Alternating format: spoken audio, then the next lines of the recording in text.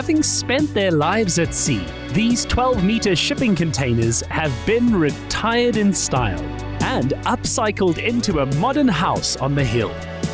The globe-trotting Robinson Crusoe of this story, who has repurposed things of the sea into a home for himself and his wife, is a conceptual artist who exhibits as far as India and New York. Hi, I'm Marcus Viljoen and welcome to my home in Fishhoek. First of all, they are containers, and how unique is that? We used 5 shipping containers to create this unique home. The most interesting part was when they came to deliver them. It was on a truck all the way from Paro, and then they were put on a crane, flown into the air, and it dropped onto these steel pillars to be housed up in the air so we can take all of this view in. We created 3 levels to this house. So one level is the entertainment area where we braai, we have a pool level, which is the same level with our little guest cottage, and then we stay in the top level. When we were looking for an architect, we were really looking for someone that had the experience building with containers. And we stumbled across Poche Concepts, aka Ayla. And when we briefed her, she just really captured our essence and allowed our personalities to shine. What's quite nice with the containers and with this site specifically is it actually worked very well. For example, the platform that's over there with the garage and the platform behind me were previously excavated for plans that had been approved by the previous owner. All we did was position the triple garage there to form the base and the starting point. And then behind me is the guest cottage, which then was moved slightly forward so that we could take advantage of all the views of Fishhoek. And then from there, that formed the basis for the structure of the main house. So this site actually worked quite well when it came to the steep slope. We then created these different terraced areas so that no matter what weather conditions you have, you can always have that inside-outside living. Every space is usable on the site. When we were looking for a property or a house, this was the perfect spot to just create like a happy life together. Our container home is built on a big plot, so it was very important for us to use the land as much as possible.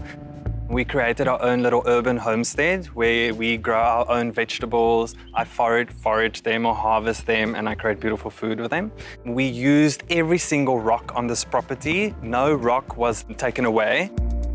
A set of stairs as artistic as they are sustainable shows what you can do with the time, labor and cost saved by building with containers, while this industrial-style internal stairwell lends the feeling of climbing between the decks of a ship. Our living area is open plan. We created a lounge area. Our first main bedroom is on that side. I created a study, a beautiful open plan kitchen, as well as our second bedroom, which is on that side. The idea was that all these areas flow into one another so that you can have like this beautiful unified space where we all can just chill and relax in. Our decor is quite eclectic. We used a lot of modern pieces mixed with vintage pieces, and in its own right creates a very interesting space.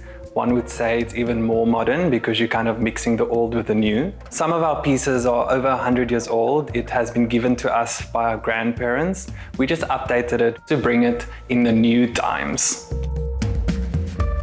Here you will see this helmet that was gifted to me, and my friend took my helmet and kind of sanded it down and created this animal story with Patachitra style painting, and you will see just the beautiful symmetry and the techniques that he has used. The house is also a gallery of Marcus and his wife Maryke's own art. As animal lovers with 5 rescue dogs, it's a subject central to their work. I've always been passionate about animals since I was a small little girl, and I've always loved dogs and cats, and then my creative side molded into welfare. I've worked with many animal shelters before. At the moment, we are creating lots of different art pieces. I am currently busy with our 2022 calendar, personalizing somebody's dog, that they can be the cover star of their own calendar.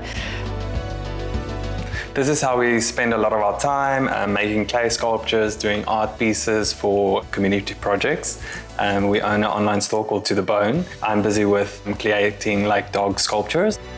It is important for us to not only support the animals, but the community as well. So within the Ocean View community, because of COVID, there's a lot of kids on the street that's not going to schools. We approach one kennel at a time, and she has connections within the community, and we're getting the children to help build these kennels. So we're not only helping the dogs, but learning these kids new skills as well. Besides doing our little art pieces for To The Bone, today we're doing a cyanotype. It's a very, very old process. You mix two chemicals together, part A and part B. This you apply to your paper to make it photosensitive, and this you will then use and print in the sun. We're going to paint, and then we're going to put it in the sun and put some abstract pieces on top of it to create a beautiful art piece for our house inside. Now we'll leave it for about 30 minutes or an hour, depending on your sun exposure. We'll wash it down, and then we'll actually see how it's going to look in my house. When we left it in the sun for about like an hour, the sun baked it and exposed what we put on top, in this case the grass. So what happens is it went all grey, and then I used water and I washed it. Like their containers, this couple have traveled the 7 seas. This art piece is actually very important to us as well. Myself and Maryke, we traveled to Iceland. That's where we got engaged. And we did do a self-drive tour through the south of Iceland. And we just wanted to capture that memory. It's quite dear to us. The couple's art collection is an album of their travels. This dog over here is actually our 6th dog in our house. She's called Rada, and she's a papier-mâché sculpture, and she was made in a village where I went for artist residency by an artist called Julia Williamson. I begged her for it, so she gifted it to me, and I traveled throughout the entire India carrying Rada on my back, and she eventually found her way to Fishhoek. If social media can pressure us to look perfect, these two prefer imperfection. As you can see, we left the containers completely exposed and as their own. This container is actually from 1998, and you can see the bashes that this container got from being on the ship. And at the moment, it's actually adding such a beautiful texture, and it captures the light. It just adds so much to the room. While Southern African deserts have been a big theme in his photography, the jungle landscapes and creatures which Marcus was exposed to in India set the tone here. This is our main bedroom. It's a jungle-inspired room. We layered it. We started off with our wallpaper panels. Then we got these beautiful monkey and bedside lamps. We added a leopard on the left-hand side and created this tension as if this leopard is looking at this monkey wanting to pounce. Then there's a fun take on love and horoscopes.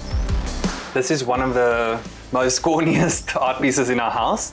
Me and Maryke have a Valentine's Day competition, who can buy the best present, and I got her this star map. So this was on the day when I proposed to her, and now it found its way into our bedroom.